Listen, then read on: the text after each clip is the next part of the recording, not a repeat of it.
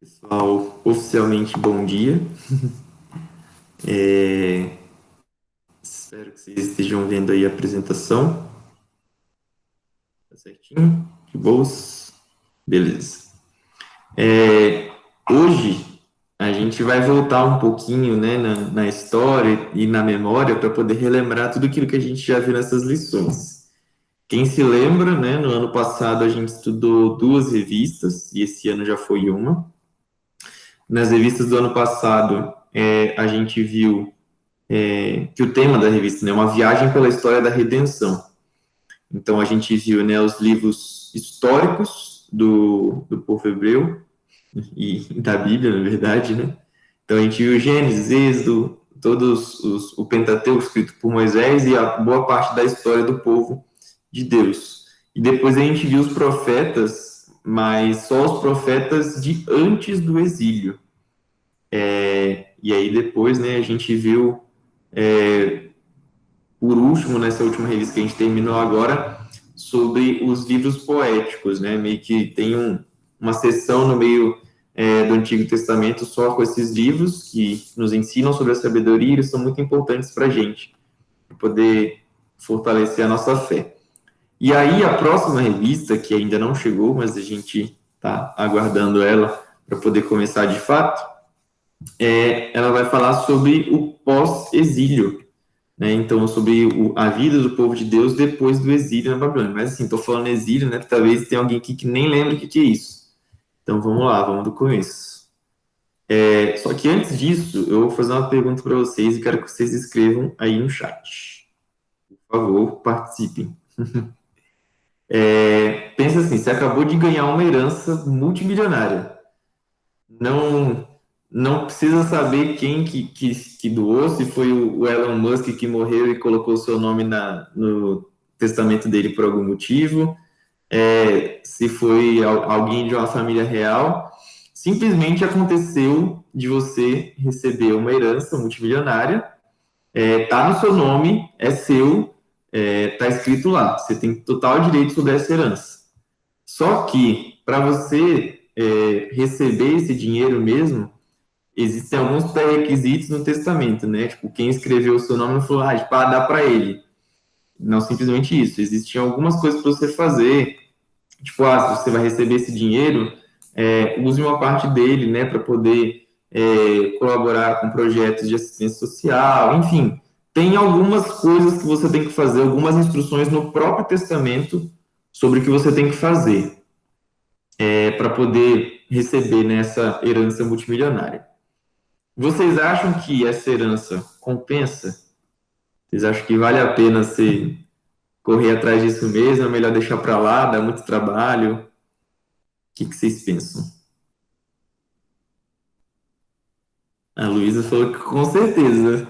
Milhões de reais assim de graça, né? Recebendo. Ah, eu também acho. Pode me dar aqui a papelada que eu vou preencher. Concordo. Minha avó, rainha de Genóvia, que deixou pra mim. O Vinícius está mais cauteloso. Ele falou, dependendo dos pré-requisitos, sim. Se, por exemplo, você tiver que se tatuar de vermelho para poder ser um marciano e receber 50 trilhões de dólares, não sei se compensa, ou talvez compense, né? Depende aí. Eu não sei quais são os termos desse testamento, tá bom? Mas, bom, muito legal vocês terem participado e tenham essa pergunta em mente, tá bom? Vamos recapitular agora toda a história e talvez relembrar vocês, né, até mesmo do que seria o exílio. A gente sabe, né, que a história que a gente viu até aqui passa por esses passos. Eu coloquei eles quatro aqui separados, né, para a gente lembrar mais ou menos. E agora eu vou pedir a ajuda de vocês. Preciso que vocês participem. Então a gente vê né, na história do povo de Deus a criação e a queda, depois existem os patriarcas, os juízes, os reis, e aí no meio do período dos reis surge o exílio. O que vocês lembram da criação e da queda?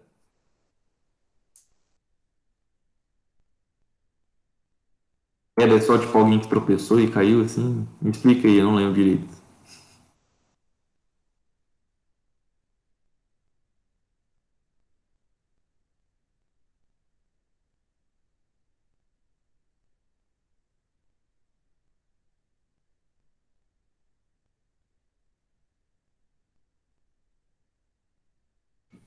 Ó, aproveita para falar nesse, gente, que é o mais fácil. Depois vai ficando mais difícil. Gente, imagina que eu sou uma pessoa que nunca ouviu. O que vocês falariam pra mim se eu perguntasse o que é? O que é a queda?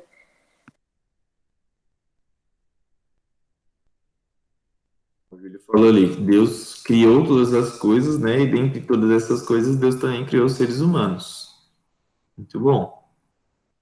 A gente vê isso lá no comecinho, né? Isso, Vinícius. É Deus, a gente vê, né, nos primeiros capítulos de Gênesis, a criação do mundo, e aí por conta da queda, né, do pecado, Deus expulsa Adão e Eva do jardim, e na verdade, né, a gente sabe que todos nós, que somos descendentes de Adão e Eva, também pecamos e temos um coração pecaminoso. Isso é um aspecto importante, né, da história do povo de Deus, da nossa história, né, a história da humanidade, na verdade. Nesse caso, é a história da humanidade mesmo. Isso.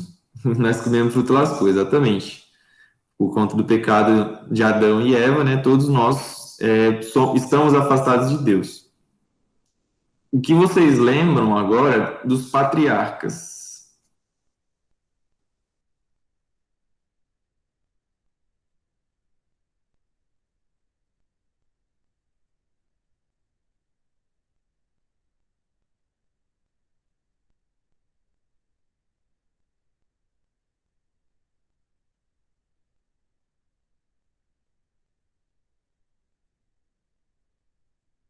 Patriarca, na verdade, é um termo mais geral, né?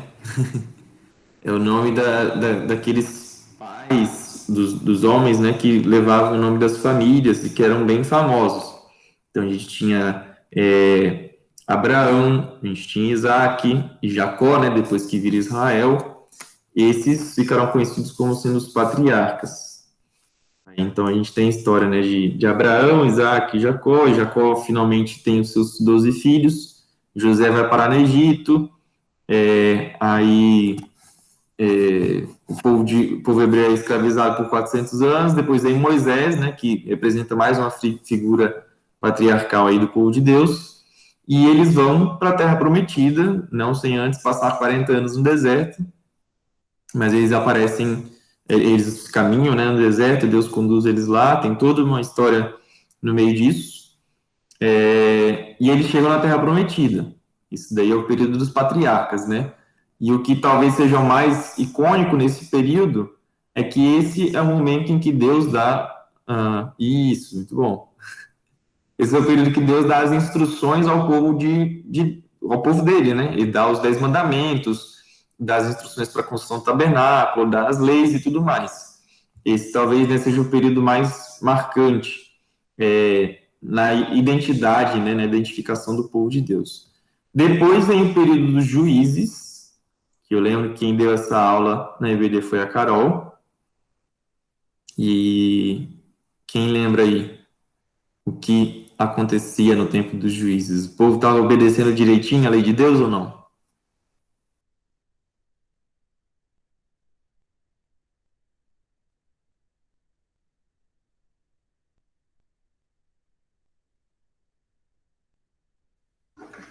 Falando em obedecer, né, é difícil.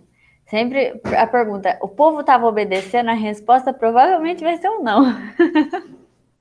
É verdade. O Vinícius e o Júlio também falaram aqui que o Vinícius falou que não, o Júlio falou que acha que não, e é bem verdade mesmo, né? Existe uma expressão que é bem característica do livro de Juízes, que falava que as pessoas abandonaram a Deus e cada um fazia o que queria.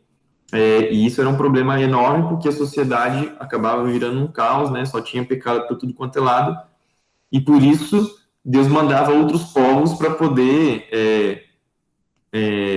exercer juízo, né, sobre o povo dele. Então, assim, o pessoal desobedecia, vinha os fariseus, subjugavam os hebreus. Aí eles se arrependiam, Deus mandava o juiz e libertava. Aí o povo, com a memória curta, né, voltava a pecar, desobedecia a Deus, Deus mandava outro povo, e era esse ciclo vicioso, assim, toda vez. A mesma coisa que acontecia. Então, esse foi o período dos juízes.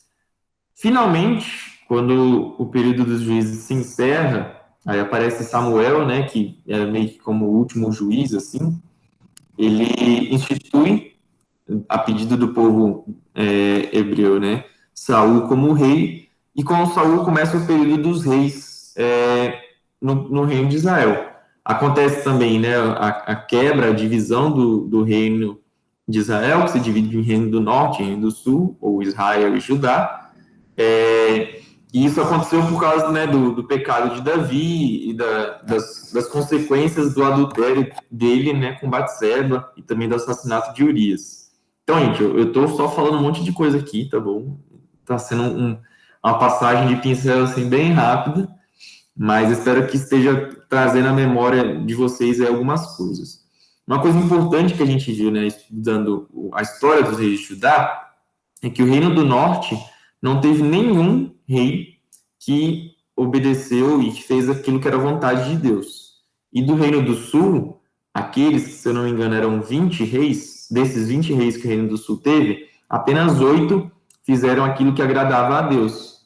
Então, por causa dessa desobediência, tanto do reino do norte quanto do reino do sul, Deus mandou reinos vizinhos como condenação para que esse povo judeu, né, povo de Deus, o povo israelita, o povo judeu, fosse exilado, fosse subjugado, e para que por meio disso a vontade de Deus se cumprisse, né? Deus não queria simplesmente punir, não era esse o propósito unicamente. Ele estava apenas sendo fiel àquilo que ele tinha prometido, e vocês já vão entender o que eu estou querendo dizer com isso. Mas o objetivo de Deus não era simplesmente punir, era trazer o coração do povo de Deus de volta para ele, fazer com que eles se lembrassem de Deus, se lembrassem da sua aliança e se lembrassem como era bom, como era melhor, como era mais seguro viver obedecendo a Deus, viver procurando seguir, né, a vontade de Deus. Então, depois desse panorama muito rápido de boa parte do Antigo Testamento, a gente chega no exílio. O reino do norte, né, de Israel, foi exilado primeiro, foi dominado pelos assírios, e o reino do sul, ele foi conquistado só depois, acho que se passaram uns, eu vou estar chutando aqui, mas mais de 100 anos. Depois, o reino do sul foi subjugado também pelos babilônios. Os babilônios dominaram a Síria e fizeram um cerco, né, em Judá e em Jerusalém e dominaram o reino do sul. Eles foram exilados. Se vocês conhecem, né, a história de Daniel, gente, é precisamente isso. A história de Daniel, e é uma das histórias, né, que a gente vai estudar nessa próxima revista, ela começa com o cerco do Império Babilônio ao reino de Judá, a cidade de Jerusalém e a conquista.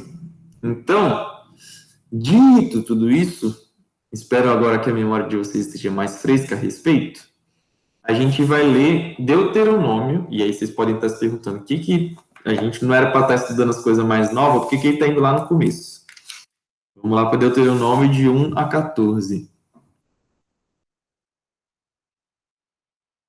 Lá no comecinho, e vocês vão entender o que a gente vai falar aqui. Vinícius, você pode ler para a gente esse trecho? Posso sim. Deuteronômio o quê? Deuteronômio 28, de 1 a 14.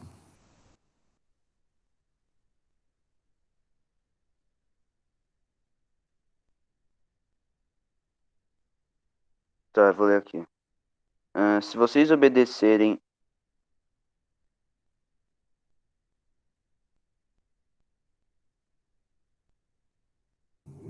Só eu que parei de ouvir ele ou aconteceu alguma coisa? Não, parou mesmo. Não sei o que houve. Você está ouvindo a gente, Vinícius? Travou? Deve ter travado.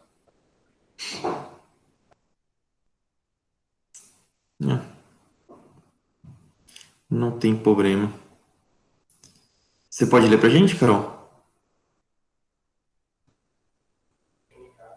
Posso sim. Peraí.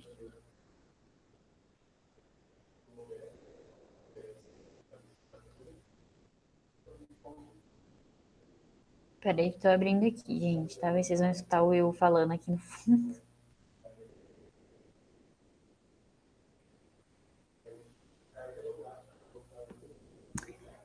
Se atentamente ouvires a voz do Senhor, teu Deus, tendo cuidado de guardar todos os seus mandamentos que hoje te ordeno, o Senhor, teu Deus, te exaltará sobre todas as nações da terra.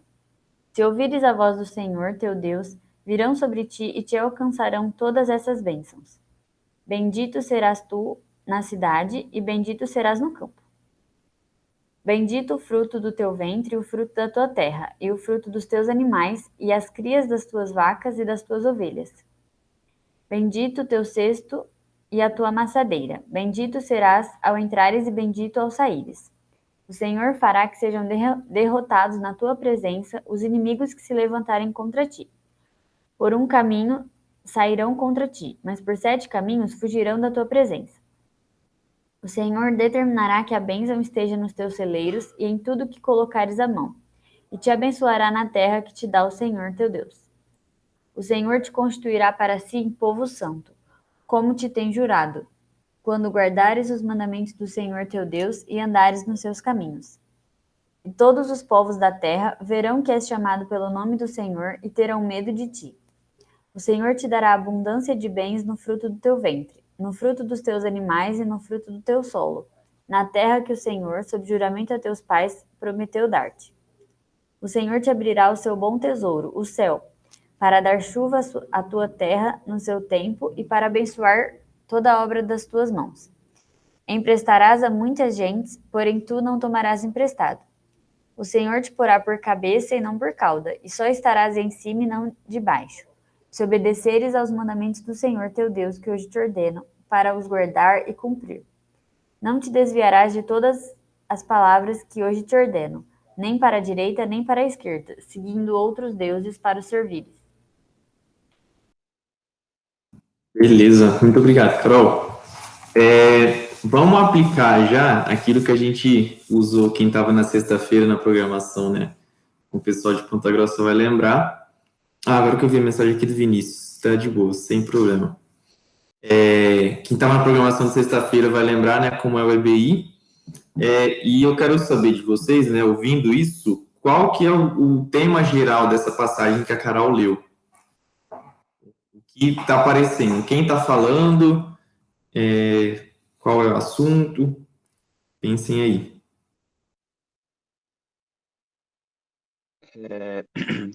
Dá para ver direito aqui agora? Então, eu não tenho certeza, mas acho que quem está falando é o Moisés, que diz ali em cima no capítulo 1, Moisés disse ao povo, e está falando assim, né, em geral, que se a gente obedecer a Deus, é isso que vai acontecer com a gente. E tem todas as bênçãos, tals. Gabaritou. Realmente foi Moisés que falou tudo isso, né? E ele transmite essas verdades com base naquilo que Deus tinha falado a ele. O título, né? Talvez o nome mais comum de ouvir dessa passagem é As Bênçãos em Decorrência da Obediência, né? As bênçãos resultantes da obediência. Então, Moisés fala aqui, versículo 1 até o 14, olha, se vocês forem fiéis a Deus nessa terra que vocês estão indo, se vocês obedecerem os mandamentos dele, vocês serão abençoados. Vocês serão abençoados em casa, vocês vão ser abençoados fora de casa, sua comida vai ser abençoada, seus filhos vão ser abençoados, seu rebanho vai ser abençoado e vai dar várias crias, enfim. Se outros povos vierem te atacar, eles não vão vencer. Todas essas promessas, né, são bênçãos que Deus promete ao seu povo por conta da obediência. Então, se a gente focar nos versículos 1 e 2, né, o foco está em obedecer em tudo ao Senhor e cumprir fielmente os mandamentos que ele nos dá, que ele deu, né, ao povo de Deus. E aí ele termina falando, se vocês obedecerem ao Senhor seu Deus, vocês receberão as seguintes bênçãos. E aí vem a lista, até o versículo 14. E, na verdade, o texto não para por aí, né? O capítulo 28 vai até o versículo 68, e aí vocês perceberem, então, que a gente leu só um pedacinho pequeno do capítulo, porque, na verdade, o que vem depois, a partir do versículo 15, são as maldições, e maldição mesmo é a palavra, para desobediência. Então, por exemplo, Deus fala assim, né, se vocês obedecerem tudo isso, vocês vão ser abençoados e estarei com vocês. Se vocês me obedecerem, vai acontecer isso. Eu vou mandar chuva no tempo certo, vocês vão estar protegidos, não vão ter que ter medo de outros povos, vocês vão estar com uma boa estabilidade financeira, vamos dizer assim, né? Mas, se vocês não me obedecerem, aí vem uma lista completíssima e muito detalhada, que se cumpre fielmente, né, ao longo da história do povo de Israel e de Judá, sobre as maldições e aquilo que viria ao povo por conta da desobediência. Então, vamos lá. Primeiro, focando, né, na obediência às Escrituras e na bênção que é a gente obedecer, a gente percebe que isso é um tema muito recorrente, inclusive nos livros poéticos, que a gente leu bastante, né? Então, eu separei só alguns trechos aqui para a gente poder ler. Mas a gente vê aqui em Salmos, em Provérbios, em Eclesiastes, sempre vai estar presente a ideia da bênção que vem por conta da obediência a Deus, por conta da submissão a Deus. Laura, você pode ler para a gente, para começar, Josué 1:8? Josué 1:8. Deixa eu pegar aqui. Peraí. Aí eu vou pedir para o restante do pessoal ir abrindo também a Bíblia, para poder já ficar no gatilho aí já. Júlio, se você puder ler o Salmo 1, de 1 a 3, vai abrindo. A Paulinha, Salmo 119, os versículos 1 e 2, e depois os versículos 29 e 30. O Vinícius, se puder ler agora o 28, acho que vai dar boa internet, em nome de Jesus. Provérbios 28, de 32 a 35, e a Luísa, a Eclesiastes 12 e 13. Pode ler, Laura. Josué 1:8. Fale sempre do que está escrito no livro da lei. Estude este livro dia e noite e se esforce para viver de acordo com tudo que está escrito nele. Se fizer isso, tudo lhe correrá bem e você terá sucesso. Então a gente vê aí Deus, não é nem Moisés que está falando, né? Deus está falando pessoalmente a Josué, falando, se você meditar nessa lei, né, e obedecer aquilo, cumprir aquilo que está escrito nessa lei, você vai prosperar e você vai ter sucesso. Eu vou estar do seu lado te abençoando. Então, a gente vê, né? Deus abençoa aqueles que obedecem. Salmo 1, de 1 a 3. Júlio, né? Felizes são aqueles que não se deixam levar pelos conselhos maus, que não seguem o exemplo dos que não querem saber de Deus e não juntam-se com os que zombam de tudo que é sagrado. Pelo contrário, o prazer deles está na lei do Senhor, e nessa lei eles meditam dia e noite. Essas pessoas são como árvores que crescem na abertura de um riacho. Elas dão frutas no tempo certo, e suas folhas não murcham. Assim, também tudo o que essas pessoas fazem dá certo. Isso. Então, é um paralelo até com o texto de Josué, né? Se Deus mandou Josué meditar na lei de dia e de noite e obedecer ela, iria ser abençoado. A mesma coisa acontece com o justo, que é descrito nesse salmo aqui, né? Ou as pessoas justas.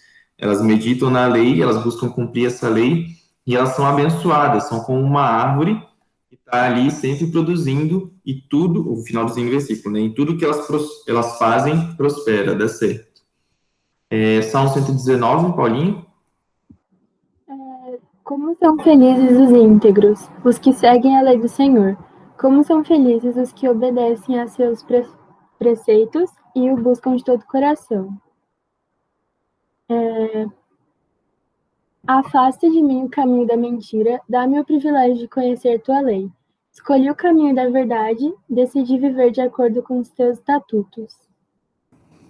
Então, esses dois últimos versículos, né, a gente vê o compromisso que Davi, que escreveu esse salmo, tinha de conhecer a lei de Deus e a decisão que ele toma, né, de viver de acordo com os mandamentos de Deus.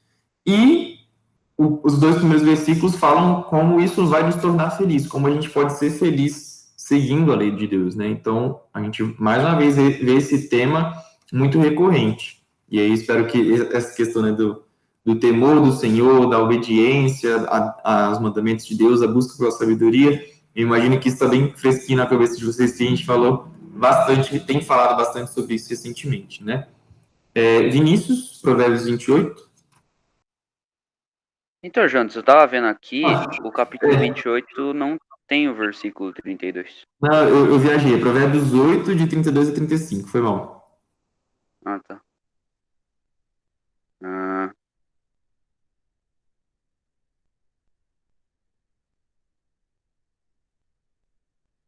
tá. Por isso, meus filhos, ouçam-me, pois todos que seguem meus caminhos são felizes. Ouçam minha instrução e sejam sábios. Não as desprezem. Felizes os que me ouvem, que ficam à minha porta todos os dias, esperando por mim na entrada de minha casa. Pois quem me encontra, encontra a vida e recebe favor do Senhor. Quem não me encontra, prejudica a si mesmo. Todos que me odeiam amam a morte. Beleza. Quem se lembra aí, né? A gente leu esse capítulo na sexta-feira, estudando sobre o capítulo 8, né? Vendo a personificação da sabedoria. E a gente vê aqui, né? Promessas que a sabedoria personificada faz sobre a felicidade que a gente encontra quando a gente busca a sabedoria e busca seguir os caminhos dela. E a gente sabe que a sabedoria, né? Ela está no temor do Senhor. Ela está em buscar conhecer a lei de Deus, buscar conhecer a Deus e obedecê-lo. Então, mais uma vez, a gente vê, né, que ela falando do 35. Quem me encontra, encontra a vida e recebe o favor do Senhor. É isso que a gente deve buscar. Luísa, Eclesiastes 12, 13. De tudo que se tem ouvido, a suma é: teme a Deus e guarda os seus mandamentos, porque isto é o dever de todo homem. Bom, para fechar então, né, o livro de Eclesiastes, ele faz uma meditação sobre a vida e aí o finalzinho do livro, o pregador, né, Salomão, ele traz esse resumo. De todas as coisas, o resumo é esse: teme a Deus e obedeça os seus mandamentos, porque esse é o dever de todo homem. Então, a gente, mais uma vez, né, vê a importância, né, e a relevância de buscar obedecer a Deus, confirmando aquilo que a gente acabou de ler no capítulo 28 também, né? Existem bênçãos que são decorrentes da obediência a Deus. Mas vocês acham que o povo, né, na história de Israel, eu vou repetir a pergunta e agora vocês já sabem a resposta. Vocês acham que eles estavam fazendo as coisas certas sempre? Estavam sempre obedecendo a Deus?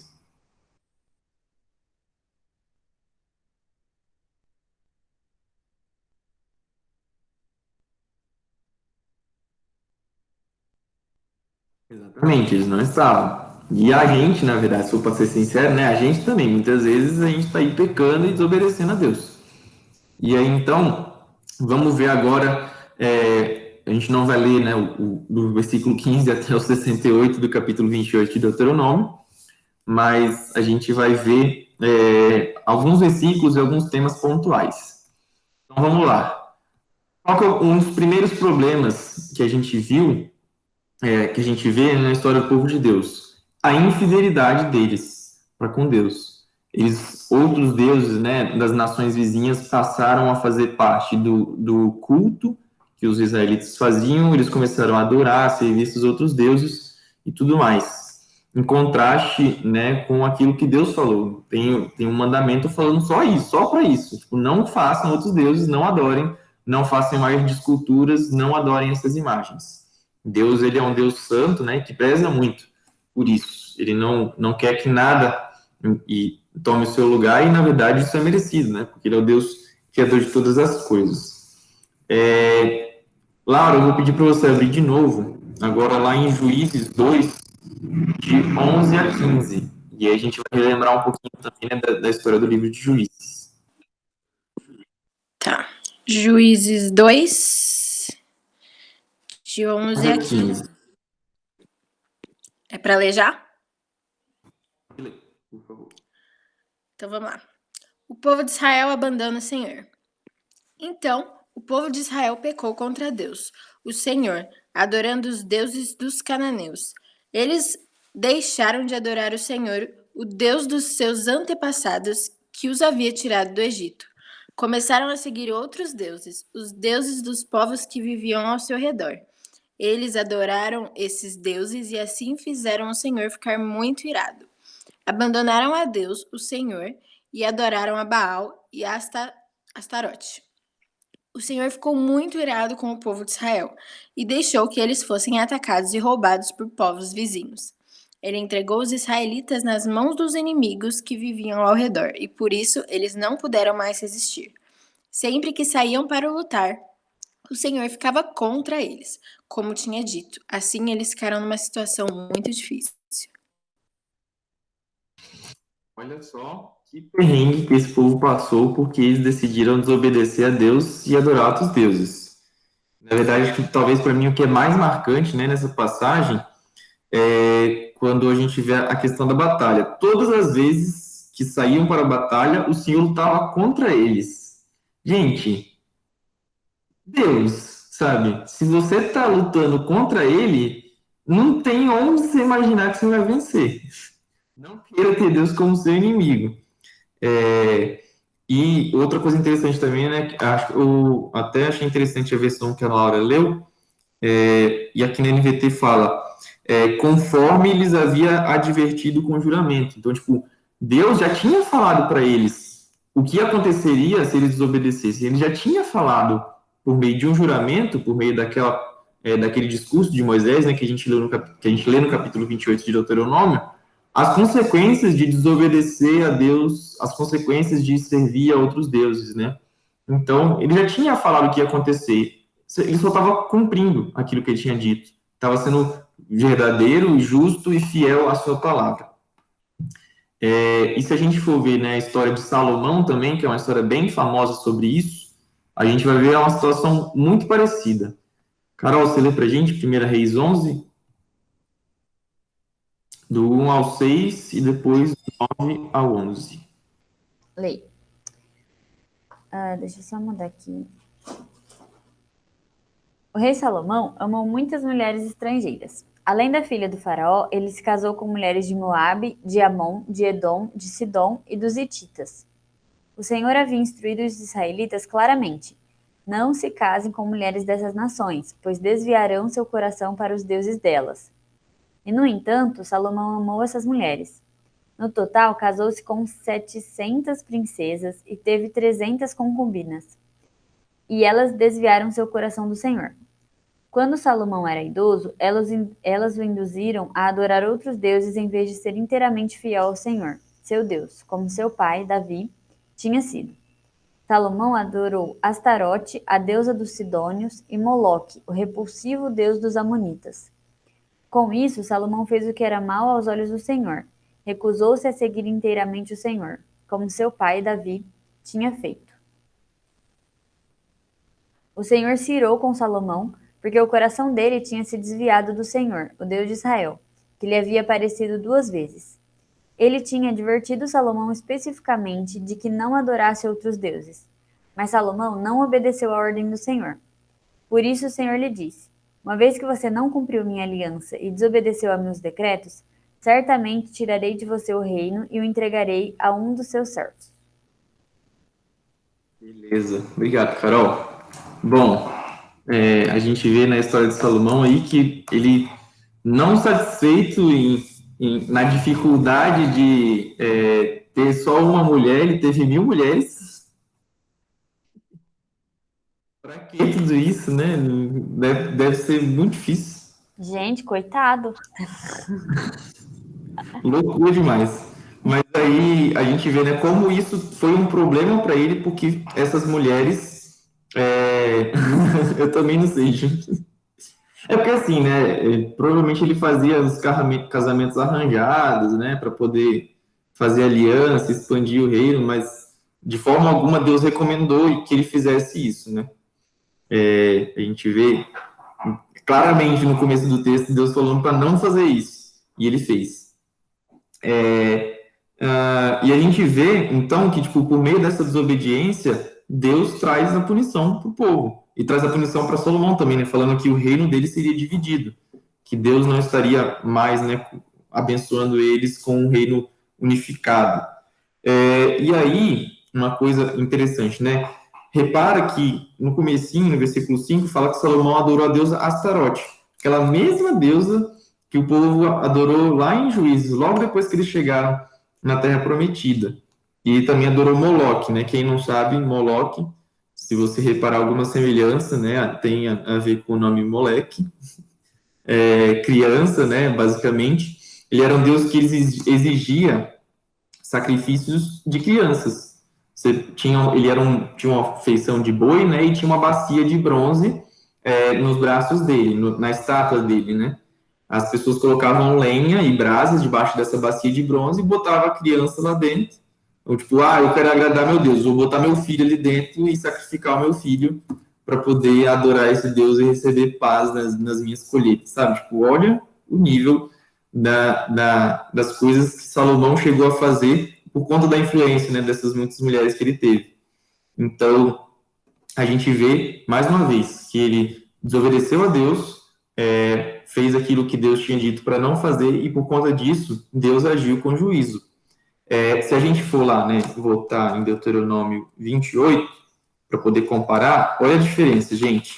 Versículo 7 e 14 diz: O Senhor derrotará seus inimigos quando eles os atacarem, eles virão contra vocês de uma direção e serão dispersados em 7.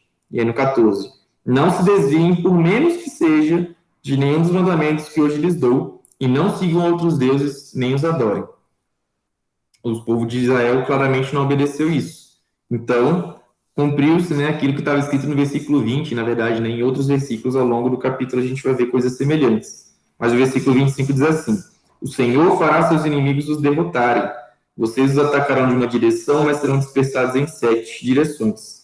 Serão motivo de horror para todos os reinos da terra. Então, havia consequências em não obedecer a Deus. E especificamente, né, consequências de adorar outros deuses, que era algo que Deus tinha expressamente proibido. Ô, Jantes, posso só fazer um comentário aqui? Pode, claro. Eu estava lendo esses dias na minha devocional, quando Davi passa o reinado, né, para Salomão, e aí Davi faz aquelas mesmas orientações que eles sempre fazem, né? Olha, busca o Senhor de todo o seu coração, não se desvie, obedeça ao Senhor. Então, e Salomão começou muito bem, né? E aí a gente pode olhar e pensar assim, gente, mas que bobo, era tão simples, era só ele seguir a Deus, era só ele não se desviar. E aí eu acho que, pensando na nossa vida, é a mesma coisa, né? A gente é tão simples, né? A gente ouve as pessoas, os pais, ou talvez os pastores, os líderes falando assim, olha, é simples, siga o Senhor, tenha uma vida de devoção, ame a Deus. E como é fácil o nosso coração se desviar, né? Então, às vezes a gente olha assim e pensa, gente, Salomão era tão bobo. Aí a gente olha para a nossa vida e fala, nossa, mas eu também sou, porque eu também caio em tantas coisas, em tantos pecados que poderia evitar, né? É bem verdade, Carol. E, na verdade, a gente tem que tomar muito cuidado com isso, né? Porque senão a gente tem no nosso coração um orgulho que surge por achar, tipo, não, eu sou melhor que Salomão. Se Salomão caiu, eu não vou cair nunca. E aí vem o versículo lá que Paulo fala, né? Aquele que pensa tá de pé, cuidado que você vai cair para trás daqui a pouquinho. Então, a gente não pode achar que a gente não vai cair nunca, né? Que a gente não é bobo, porque a gente é muito bobo. O Júlio falou, realmente, pensar e falar é muito fácil, o problema é fazer. Vamos seguir então, vamos ver mais condenações que Deus prometeu e que se cumpriram no povo de Israel por conta da desobediência. Por conta, né, dessa desobediência, de servir a outros deuses, Deus tinha falado no versículo 12, vocês vão ver, assim, no tempo certo o Senhor enviará chuvas, Moisés falou para o povo, né, aquilo que Deus tinha dito. No tempo certo o Senhor enviará chuvas de seu rico tesouro no céu e abençoará todo o trabalho que realizarem. Vocês emprestarão a muitas nações e jamais precisarão pedir emprestado delas. Só que por conta da desobediência, Deus mandou secas. E, tipo, não foi seca pouquinha, de 3 meses ou 6 meses. Foi uma seca de 3 anos e meio no reinado de Acabe e sua esposa Jezabel, né, que também era uma mulher dos outros povos, que fez com que o rei Acabe adorasse outros deuses. Gente, Jezabel, de longe, assim, top vilãs da Bíblia. Essa veio. Essa mulher dá medo. E mandou matar um monte de gente, enfim. aí a gente vê, né, como essa corrupção e essa desobediência a Deus trouxe consequências terríveis ao povo. Vamos abrir aí. Júlio, você pode ler para a gente 1 Reis 17:1? E Paulinha, você lê para a gente Tiago 5, 17 e 18? O que acharem, podem ler.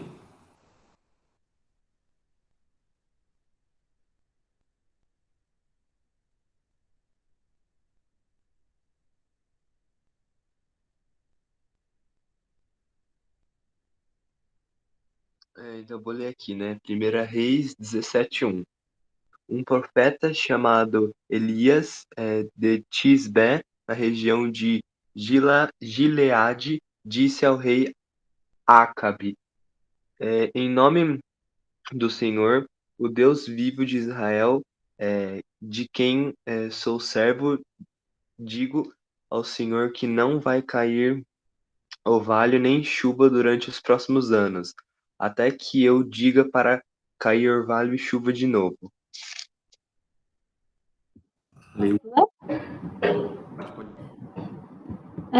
Elias era humano como nós, e no entanto, quando orou insistentemente para que não caísse chuva, não choveu durante 3 anos e meio. Então ele orou outra vez e o céu enviou chuva, e a terra começou a produzir suas colheitas. Beleza. Então, a gente vê aí, né? Eu dei um breve contexto assim, porque essas chuvas, elas viriam, né? Deus abençoa, por causa da obediência, Deus mandaria a chuva sempre no tempo certo, abençoaria as colheitas do povo de Israel. Mas como o povo estava desobedecendo a Deus, como o povo estava adorando outros deuses, estava fazendo aquilo que não agradava a Deus, Deus mandou seca, né? E usou o profeta Elias para poder anunciar isso para o rei Acabe, que não haveria chuva no reino de Israel. E aí aquela música, né, que a gente conhece, Faz Chover, basicamente se passa como fundo nessa história.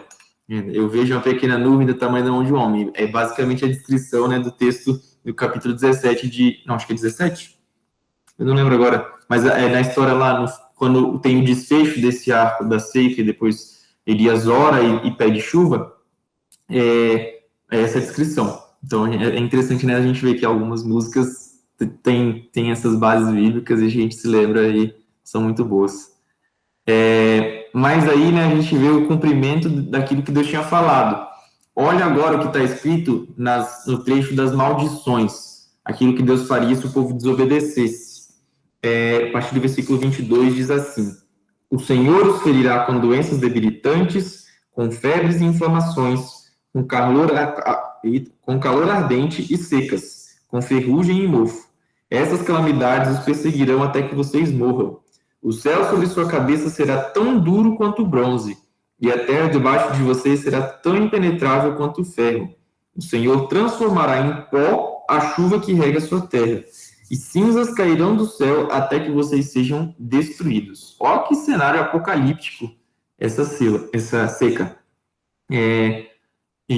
Quando ele escreve aqui, né, que o céu ficaria tão duro quanto o bronze, se você lembrar, qual que é a cor do bronze, né? Ele é meio um marrom, assim, brilhante, alaranjado, sei lá. E qual que é a cor que o céu fica quando tem a tempestade de areia? É a cor desse bronze. Então, assim, não havia chuva, Deus estava falando aqui, né, tipo, a terra vai ficar tão seca e vai ser tão comum ter tempestade de areia que vocês vão ficar desesperados, vocês vão ficar malucos querendo chuva. E eu não vou mandar enquanto vocês não se arrependerem, enquanto vocês não buscarem a mim. Porque vocês estão me desobedecendo e isso não me agrada. Isso fazia parte, né, do pacto, da aliança que Deus tinha feito, e, na verdade, que o povo de Israel, né, tinha aceitado fazer com Deus. E aí, finalmente, né, o que é o exílio e por que ele é algo tão importante na história, né, de Israel para a gente considerar. O exílio ele vem como um juízo de Deus. A gente pega lá o versículo, capítulo 28, vamos ler agora a parte das maldições, alguns versículos que estão aí, eu vou ler para vocês. O Senhor enviará vocês e seu rei para o exílio, numa nação que vocês e seus antepassados não conheceram. Ali adorarão deuses de madeira e de pedra. Depois no 41. Terão filhos e filhas, mas os perderão, pois eles serão levados para o cativeiro. Do 49 ao 52. Dos confins da terra, o Senhor trará contra vocês uma nação distante, que se lançará sobre vocês como um abutre. Será uma nação cuja língua vocês não compreendem, povo feroz e cruel, que não tem respeito pelos idosos nem pena dos jovens. Os exércitos dele devorarão seus animais e colheitas, e vocês serão destruídos. Não deixarão coisa alguma dos seus cereais, nem vinho novo, azeite, bezerros ou cordeiros, e vocês morrerão de fome. Atacarão suas cidades até derrubarem todos os muros fortificados de sua terra, as muralhas nas quais vocês confiavam como proteção. Atacarão todas as cidades da terra que o Senhor, seu Deus, lhes dá. Então, para quem se lembra aí, né, da história do povo de Israel e da história do exílio, é basicamente isso que aconteceu. Não tem nada de novo, né? Quando a gente para reparar que Deus já tinha falado que isso aconteceria se o povo de Deus não fosse obediente. E a gente vê como Deus trata com seriedade a palavra dele. Ele não está brincando. Quando ele fala, né, que nós somos servos dele, que nós somos santos e que nós devemos ser santos como ele é, se a gente desobedece essa recomendação, na verdade, essa ordem que Deus dá para a gente de ser santo, a gente está contra Deus. A gente está tornando Deus como sendo nosso inimigo. A gente vê lá em Tiago também, se não me engano, que ele fala, vocês não sabem que a amizade com o mundo é inimizade contra Deus? E, gente, de novo, pela descrição que a gente está tendo aqui, né, das maldições que existem por conta da desobediência, não vale a pena querer se colocar contra Deus, não vale a pena não tem por que você achar que sendo inimigo de Deus, estando contra ele, você vai vencer. Como muitos, né, ateus e pessoas que a gente vê falando aí arrogantemente contra Deus fazem. Eles acham que eles são melhores, que eles estão tipo, olha, a religião ela é uma criação para poder satisfazer o povo que é ingênuo, que não tem conhecimento, que é todo mundo ignorante. Ignorante é a palavra que eu estava tentando achar. Então, a gente vê, né, como essa arrogância, na verdade, será punida por Deus, né, como Deus vai derramar a sua ira por conta disso também. E aí, a gente vê, então, nesses versículos, basicamente aquilo que aconteceu na história do povo de Israel. Eles foram exilados. O povo do Reino do Norte foi exilado pelos assírios, foi levado, né, e dispersado pelos assírios, e o Reino do Sul, né, o Reino de Judá, foi sitiado pelos babilônios. E aí, na história de Daniel, né, a gente vê os jovens e os influentes, os governadores sendo levados para a Babilônia. E na história de Esther também, que a gente vai dar uma conferida, a gente vê, né, boa parte dos judeus sendo espalhados pelo reino da Pérsia, né, e ver como isso mexeu muito com a estrutura do povo de Deus. Seguindo então, né, por que Deus fez isso? Por que ele estava fazendo todas essas coisas? A gente pode ouvir muitas pessoas falando por aí, Deus é mau. Deus ele é um Deus malvado, só quer ver as pessoas sofrerem. Será que é isso mesmo? Gente, estava escrito, estava na promessa de Deus para o povo. Ele falou, se vocês se recusarem a dar ouvidos ao Senhor, seu Deus, e obedecer os mandamentos e decretos que ele lhes deu, todas essas maldições os perseguirão e os alcançarão até que sejam destruídos. Estes horrores serviram de sinal, e presta atenção nesse trecho, gente, sinal e advertência para vocês e seus descendentes para sempre. E por que eu quero destacar essas palavras? Um sinal e uma advertência, qual que é o propósito de uma advertência?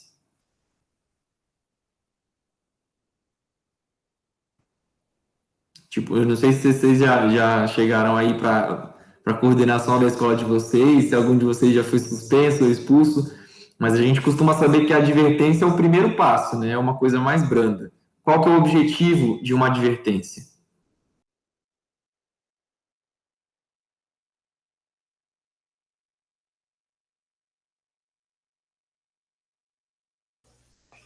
Eu acho que é para você ficar esperto, né? Tipo, Na minha escola, não sei se é assim em todas, né? Mas 3 advertências, aí você era expulso.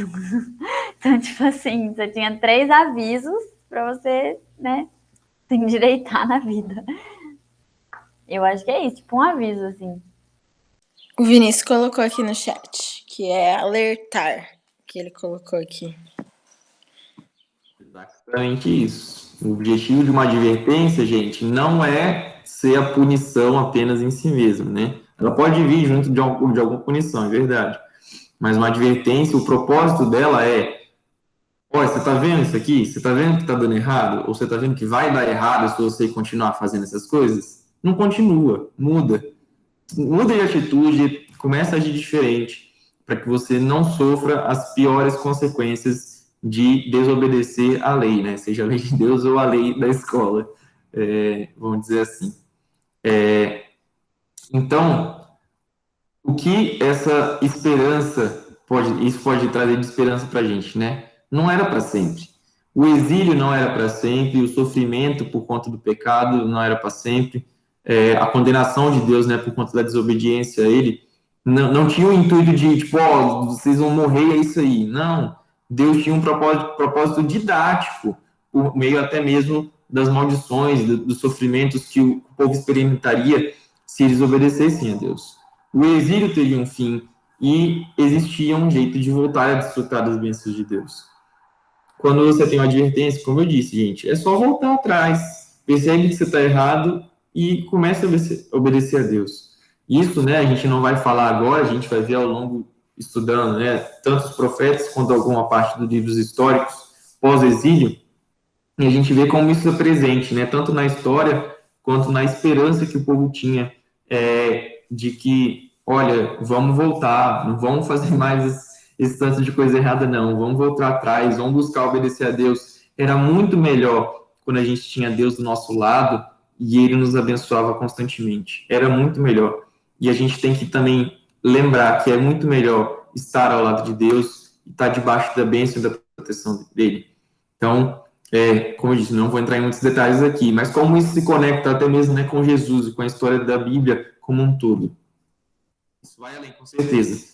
Mais do que apenas o fim do exílio, né? O sofrimento que Deus tinha prometido para o seu povo, a gente hoje tem o fim do exílio, né? Vamos dizer assim, né? Do sofrimento e do afastamento que a gente tem de Deus por conta do nosso pecado. Jesus, ele acaba isso. Aqueles versículos, né, que a gente até já comentou aqui algumas vezes. Essa série de versículos em Romanos nos ensina. Romanos 3:23 vai falar que todos pecaram e carecem da glória de Deus. Romanos 6:23 fala que mais do que todos pecarem, né, todos merecem a morte, porque o salário do pecado é a morte, mas o dom gratuito de Deus é a vida eterna em Cristo Jesus, nosso Senhor. Então, existe um dom, existe um presente. E aí Romanos 5:8 fala: Deus demonstra o seu amor por nós, por ter mandado Cristo morrer foi pelos nossos pecados, enquanto nós ainda éramos pecadores. E Romanos 8:1 vai falar: portanto, agora já não há mais nenhuma condenação para os que estão em Cristo Jesus. Olha que, tipo, história maravilhosa. Nós somos pecadores, nosso pecado, né, que é uma desobediência à lei de Deus, nos impede de nos aproximar de Deus perfeitamente. Nós somos, por conta do pecado, né, nós éramos inimigos de Deus, mas Deus decide, né, por seu amor, nos alcançar e nos perdoar e cumprir toda essa lei que a gente vê no Antigo Testamento em Jesus. Eu estava até lendo uma devocional ontem, né, que me chamou muita atenção uma frase no final. Falava assim: a lei não é um obstáculo ao perdão do maior pecado se os homens verdadeiramente recorrerem a Deus em busca de misericórdia. Por ter cumprido a lei, Jesus carregou a maldição da lei em seus sofrimentos. Cristo nos resgatou, agora Gálatas 3, né, fala assim: Cristo nos resgatou da maldição da lei, fazendo-se ele próprio maldição em nosso lugar, porque está escrito: maldito todo aquele que for pendurado no madeiro. Então, essas maldições que a gente merecia por conta do descumprimento da lei, que a gente faz constantemente, a gente peca constantemente, todas essas maldições caíram sobre Jesus. E agora a gente tem a oportunidade, né, a graça, a bênção de desfrutar da salvação de Deus. Tudo que Deus requer de nós é santidade, é obediência, é fidelidade a Ele. Agora eu vou brincar mais uma vez com a memória de vocês. Lembra lá do comecinho. Vocês, no começo, pensaram, né, na herança multimilionária que vocês tinham recebido. Mas pensam agora que vocês receberam uma herança muito mais do que multimilionária. Vocês receberam a herança que é a vida eterna em Jesus. É uma herança que nada nesse mundo pode comprar. E tudo o que Deus espera, as exigências do testamento, são obediência. O que você pede, o que Deus pede, né, em resposta a esse presente que você tem nas mãos, é obediência. Para você, essa herança multimilionária, mais do que multimilionária, compensa? Compensa você obedecer? Ou é melhor desobedecer a Deus e se tornar inimigo dele? Então, que para nós, né, a gente possa refletir a respeito disso tudo e pensar que vale a pena obedecer a Deus, vale a pena, vale o esforço, né? Obedecer e ser fiel, buscar obedecer e cumprir a vontade de Deus nas nossas vidas. Por mais que o mundo diga que isso é perda de tempo. Nós sabemos que não é. Nós sabemos que traz recompensas e bênçãos. A gente deve se buscar, né? Buscar se apegar, perdão, a essas bênçãos que são descritas no capítulo 28, do 1 ao 14. Se lembrar que para tê-las, basta a gente obedecer a Deus. Então é isso, pessoal. O Júlio falou aqui, né? Às vezes é difícil, mas com certeza compensa, sem dúvida. Com certeza compensa. Alguém quer comentar alguma coisa, gente?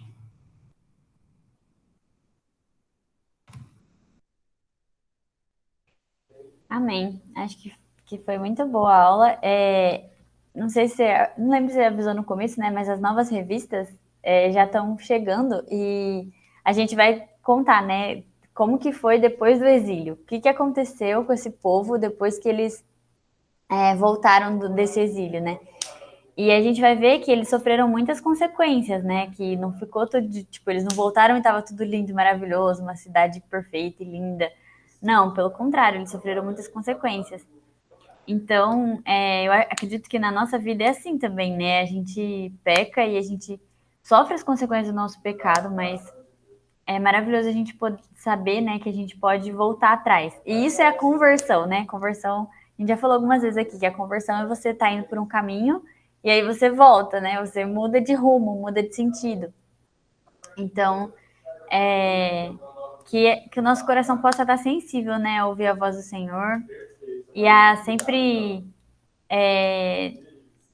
buscar se arrepender e buscar o perdão no Senhor para que a gente possa viver uma vida plena com Ele, né, uma vida junto com Ele.